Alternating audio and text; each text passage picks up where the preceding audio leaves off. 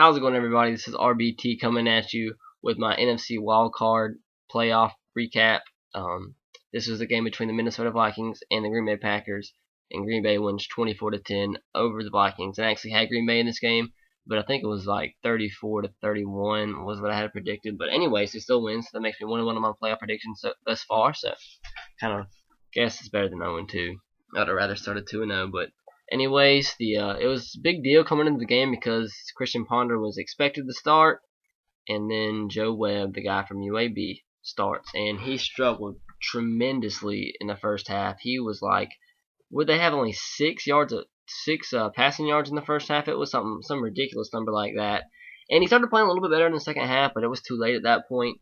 The Packers had capitalized on just about every single opportunity that they had early on, and they made it.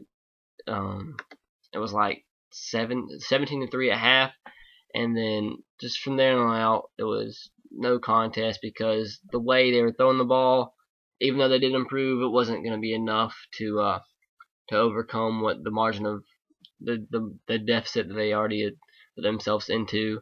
And for them to win this game, Adrian Peterson was going to have a huge game, kind of like he had last Sunday. But they held him to 99 yards rushing, and that's not going to – if you're the Minnesota Vikings, especially with Christian Ponder not starting at quarterback, Adrian Peterson is going to have a huge game to be able to win, and he didn't. He only had 99 yards of offense on 22 carries. So that pretty much tells you there. Joe Webb, like I said, struggled very bad in the first half. He came on a little bit in the second half, but then it was too late. He finished 11-30, 180 yards, a touchdown and a pick. Big reason the Vikings lost this game is because of the 3 turnovers, -3 in the turnover margin. Green Bay did not commit 1 turnover, and if Adrian Peterson doesn't have a big game, and you lose the turnover margin while playing in Lambeau Field, you're gonna have no chance. Aaron Rodgers also had a pretty good game, 23-33, 274 yards and a touchdown. Ran the ball all right, 76 yards. DeJuan Harris, 17 carries, 47 yards. Aaron Rodgers scrambled for his normal 12 yards or so. But the game, statistical wise, was pretty even. But if you watched it, just too many missed opportunities for the Vikings. And with that being the case, Green Bay capitalized on every single opportunity that they had. Turnovers by the Vikings gave them opportunities that they shouldn't have had, and ultimately, what's the difference in the outcome? So, Packers win 24-10. Final stats in the game, I guess I'm going to tell you. Vikings 5 of 14 converting on third down compared to 3 of 14 for the Vikings, or to the Packers.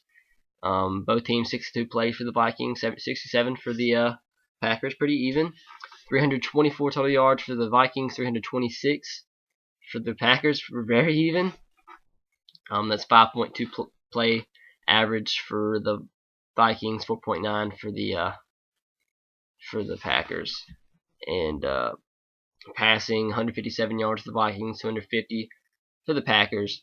And as expected, you knew that the Vikings would have more yards rushing than the Packers, 167 combined for the Vikings compared to 76 for the Packers. And a big reason of that, Joe Webb did run the ball very well, ran for about 67 yards, so that's a big reason. But both teams kind of even penalties, 4 for 30 for the Vikings, 2 for 10 for the Packers.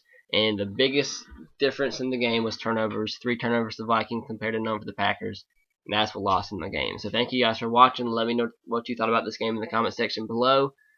Please subscribe to my channel if you haven't already, and as always, roll Tide, go Sox, and go Titans to you. Have a great night, and can't wait for that national championship coming up on Monday. I'll see you.